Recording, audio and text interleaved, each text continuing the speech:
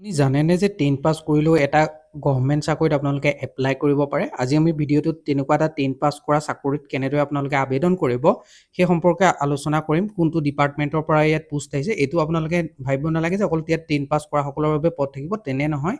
ইয়াত আপোনালোকে গ্ৰেজুৱেট কৰা লেভেলৰ বা ডিপ্ল'মা কৰা সকলৰ বাবেও এই নটিফিকেশ্যনটোত আপোনালোকৰ ভেকেঞ্চি আছে। গোটেইখিনি কথা আপোনালোকে আজি আমাৰ যদিহে ভিডিঅ'টো কমপ্লিটলি চাই তেনেহ'লে নিশ্চয় আপোনালোকে গম পাব কেনেদৰে আপোনালোকে আবেদন কৰিব লাগিব।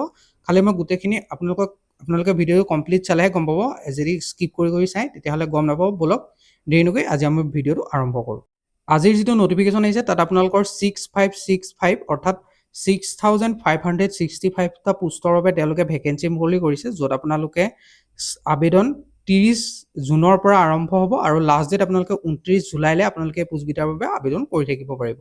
ইয়াত বয়সৰ সময়সীমা 18 বছৰৰ পৰা 30 বছৰ আৰু কোনো পোষ্টত 18 বছৰৰ পৰা 33 বছৰ থাকিব।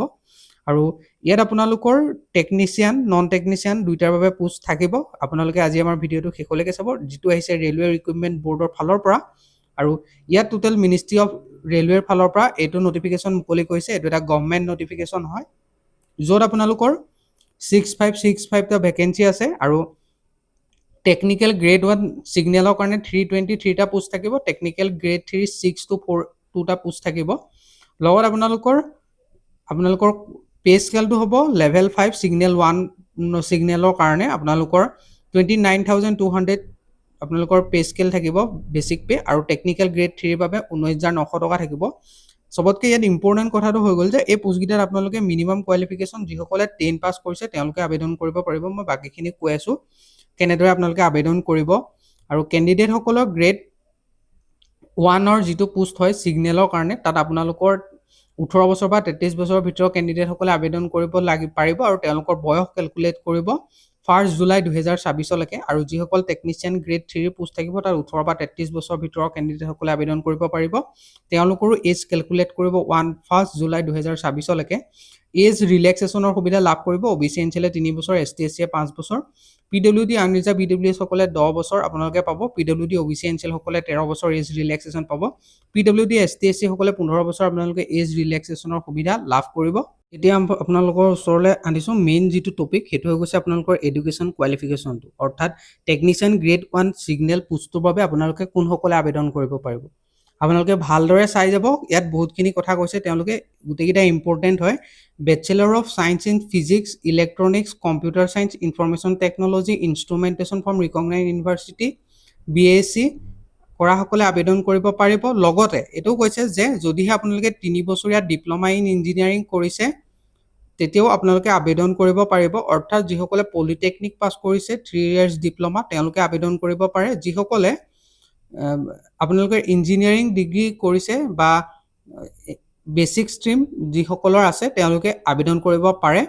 টেকনিচিয়ান গ্ৰেড 2ৰ যিসকল কেণ্ডিডেটে আবেদন কৰিবলৈ ইচ্ছুক হয়, অৰ্থাৎ যিসকল 10 পাছ, তেওঁলোকে 10 পাছ কৰাৰ পিছত আপোনালোকে ITI কৰিব লাগিব NCVT বা SCVTৰ আণ্ডাৰত, নহ'লে আপোনালোকে মেট্ৰিকুলেশ্যন কৰি পেলাই আপোনালোকে এপ্ৰেণ্টিছশ্বিপ ট্ৰেড মেনশ্যন কৰা ট্ৰেডকেইটাৰ ভিতৰত কৰিব লাগিব, যিখন আপোনালোকক মই আমাৰ হোৱাটছআপ চেনেলটোত শ্বেয়াৰ কৰি থৈছোঁ। আপোনালোকে লিষ্টখন এবাৰ চাই ল'ব। যথেষ্টখিনি ট্ৰেড দিয়া আছে, তাৰ ভিতৰত আপোনালোকে যিকোনো এটাত হ'লেই হ'ল। হায়েষ্ট আপোনালোকৰ ইলেক্ট্ৰিচিয়ানৰ কাৰণে আছে, প্লাম্বাৰ আছে, তাৰপিছত আপোনালোকৰ ৰেডিঅ' অপাৰেটৰ আছে, ছেকেণ্ড আছে ৰেফ্ৰিজাৰেটৰ এণ্ড ফ্ৰিজ যি মেকানিক হয় তেওঁলোকৰ কাৰণে পোষ্ট থাকিব। যথেষ্টখিনি পোষ্ট আছে। আপোনালোকে আমাৰ হোৱাটছআপটো এবাৰ ভিজিট কৰিব। যিখন ফৰ্ম আছে মানে সেইখন পটককৈ মোবাইলত খোল নাখায়, অকণমান টাইম লয়। এপ্লাই কৰিবৰ কাৰণেও এটা ইম্পৰ্টেণ্ট কথা কিছুমান মেনশ্যন কৰা আছে, সেইখিনিও আপোনালোকে ধ্যান দিব লাগিব যে ST SC, ex servicemen, female, transgender, minority, economically backward ক্লাছসকলে 250 টকা এপ্লিকেশ্যন ফিজ পে'মেণ্ট কৰিব লাগিব। আৰু অন্য যিসকল থাকিলে অৰ্থাৎ OBC আৰু জেনেৰেলসকলে 500 টকা এপ্লিকেশ্যন ফিজ পে'মেণ্ট কৰিব লাগিব। পে'মেণ্ট মোডটো অনলাইন মাধ্যমত হ'ব। Debit card, credit card, bank, UPI জৰিয়তে আপোনালোকে পে'মেণ্ট কৰিব লাগিব। চিলেকশ্যন প্ৰচিডিঅ'ৰটো হ'ব কম্পিউটাৰ বেছ এক্সাম CBT ফাৰ্ষ্ট আপোনালোকে দিব লাগিব। ছেকেণ্ড ডকুমেণ্ট ভেৰিফিকেশ্যন আৰু মেডিকেল এক্সামিনেশ্যনৰ জৰিয়তে আপোনালোকৰ চিলেকশ্যন হ'ব। এপ্লাই মাধ্যমটো অনলাইন মাধ্যমত হ'ব। সেইটো আপোনালোকৰ যিটো ৱেবছাইটত এপ্লাই কৰিবলৈ দিছে তাৰ লিংকটো মই আমাৰ ভিডিঅ'ৰ ডেছক্ৰিপশ্যন বক্সতো পাই যাব, নহ'লে আপোনালোকে আমাৰ হোৱাটছআপ চেনেলত পাই যাব। তাত গৈ জইন হৈ থাকক। আৰু ইম্পৰ্টেণ্ট ৱেবডিক ছেকশ্যনত গ'লেও আপোনালোকে অনলাইন এপ্লিকেশ্যন ফৰ্মৰ লিংকটোত ক্লিক কৰিব। তাত গৈ আপোনালোকে নিজৰ এডুকেশ্যনেল আৰু পাছপৰ্ট চাইজৰ ফটোকপি, এক্সামিনেশ্যন ফিজ গোটেইখিনি ছাবমিট কৰাৰ পিছত যিটো আপোনালোকৰ প্ৰিণ্ট আউট ওলাব সেইটো লৈ থ'ব। আৰু আপোনালোকৰ কোন কিহৰ ওপৰত কুৱেশ্যন আহিব সেইখিনি কথা আপোনালোকে অফিচিয়েল নটিফিকেশ্যনটোত মই দি থৈছোঁ, শ্বেয়াৰ কৰি থৈছোঁ, তাত চাই ল'ব। মই খুলিবলৈ ট্ৰাই কৰিছিলোঁ কিন্তু খোল নাখালে বিশেষ কিবা ডিষ্টাৰ্বেঞ্চৰ কাৰণে। তো আপোনালোকে যদি লাগে মই ডেডিকেটেড আকৌ এটা ভিডিঅ' বনাই দিম, খালি কমেণ্ট কৰি জনাব লাগিব। আবেদন আপোনালোকৰ 30 জুনৰ পৰা আৰম্ভ হ'ব আৰু লাষ্ট ডেট 29 জুলাই পৰ্যন্ত আপোনালোকে আবেদন কৰি থাকিব পাৰিব। আৰু যিসকল ইণ্টাৰেষ্টেড হয় আপোনালোকে আবেদন কৰক, কাৰণ খুবেই ভাল পোষ্ট হয়। ৰেলৱে ফালৰ পৰা অহা চেলেৰিও যথেষ্টখিনি ভাল দিছে তেওঁলোকে। আৰু ইয়াত সকলোৱে মানে এপ্লাই কৰিব পাৰিব, যিসকলে ডিপ্ল'মা বা 10 পাছ কৰি আপোনালোকে ITI কৰিছে, পলিটেকনিক কৰিছে। আজিকালি বহুত কেইটা ষ্ট্ৰীমত 10 পাছ কৰিও যাব পাৰে পলিটেকনিক পঢ়িবৰ কাৰণে, তেওঁলোকেও আবেদন কৰিবলৈ আপোনালোক ইলিজিবল হ'ব। আপোনালোকে আবেদন কৰক, খালি আপোনালোকৰ যিটো ট্ৰেড আছে সেইটো আপোনালোকে চাই ল'ব, কাৰণ ট্ৰেডৰ সংখ্যাটো যথেষ্টখিনি দিছে। তো এটা এটাকৈ কৈ থাকিবলৈ যথেষ্টখিনি ভিডিঅ'টো দীঘল হৈ যাব, সেইবাবে মই শ্বৰ্ট কৰিব ট্ৰাই কৰিছোঁ। আৰু এইটো আপোনালোকে আমাৰ হোৱাটছআপ চেনেলটোতে পাই যাব। আৰু যদিহে আপোনালোকৰ কিবা কুৱেশ্যন আছে তেনেহ'লে কমেণ্ট কৰি সুধিব পাৰে, নহ'লে আপোনালোকে আমাৰ হোৱাটছআপতো সুধিব পাৰে।